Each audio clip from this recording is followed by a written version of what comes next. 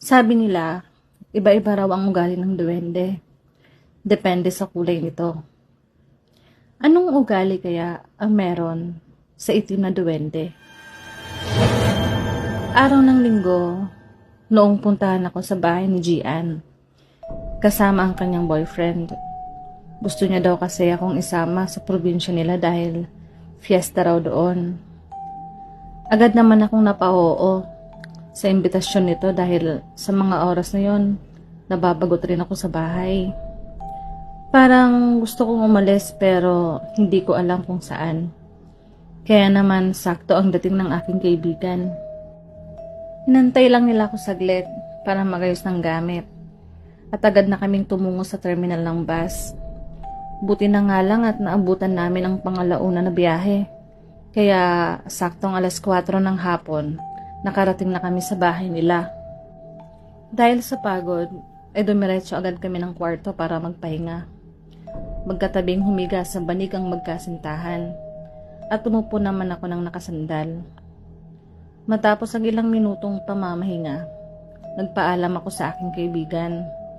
Gusto ko kasing mag-ikot-ikot sa labas ng bahay nila at para na rin makalanghap ng sariwang hangin. Una kong pinuntahan ay sa likod ng kanilang bahay. Habang naglalakad ako roon ay napansin ko ang agawat ng bawat tirahan. Nasa 8 o 10 metro yata ang pagitan bago ka makarating sa kabilang bahay. Napansin ko rin ang malalaking punong kahoy at makakapal na damo sa paligid. Ilang saglit pa, bigla akong nakaramdam ng takot nang makitang isang nuno sa punso. Dahil sa pakiramdam na yon, ay nagpasya akong bumalik na lang sa loob ng bahay. Sakto naman at nakasalubong ko si Gian. Hinahanap niya na pala ako para daw kumain na kami ng hapunan. Matapos namin kumain, ay agad kumuha ng 2 bote ng beer ang aking kaibigan. Nilapag niya ito sa mesa kasabay ng mga pulutan. Agad din naman kinuha ng boyfriend niya ang isang bote at binuksan ito para paikutin na ang baso. Nakaka-4 na tagay pa lang ako nang may mapansin akong parang may nakatingin sa akin galing sa labas. Sa sala kasi kami ng bahay nila Gian nag-inuman. Bukas ang mga bintana at sakto naman ang pwesto ko na nakaharap sa bukas ng pintuan. Di nang tagal, ay napansin ako ni Gian na paulit-ulit sumisilip sa labas. Tinanong niya ako kung bakit. Sinagot ko na lang siya ng wala at nagkatinginan na lang kami.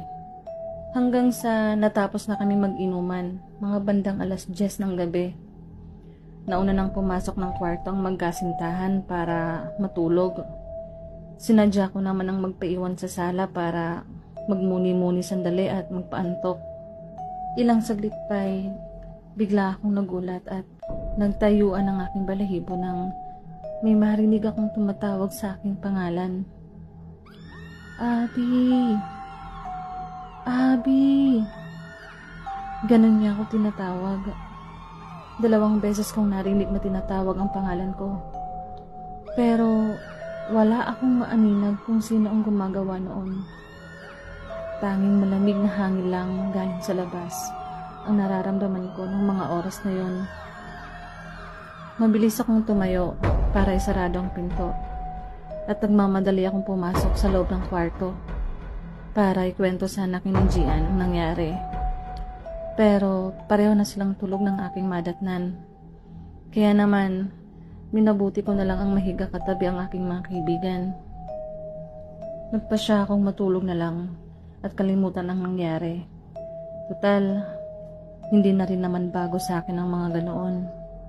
Pero ilang oras pa lang akong nakakatulog ng mga sandaling iyon, ay biglang may naramdaman akong kumalabit sa aking noo. Nang indilat ko ang aking mga mata, gulat na gulat ako nang makita sa aking harapan ang itim na duwende.